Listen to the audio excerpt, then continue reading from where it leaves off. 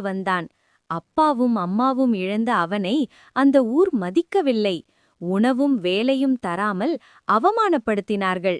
பல நாட்கள் தண்ணீரை மட்டும் குடித்து மனவேதனையில் காலத்தை கழித்த மணியின் வாழ்க்கையில் ஒரு நாள் ஜாக்கி என்ற தெரு நாய்க்குட்டி வந்தது.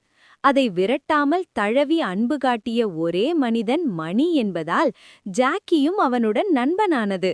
என்னை யாரும் கண்டு கொள்ளவில்லை என்று மணி அழுது சொன்னதைக் கேட்ட ஜாக்கியின் மனதில் நன்றி மலர்ந்தது.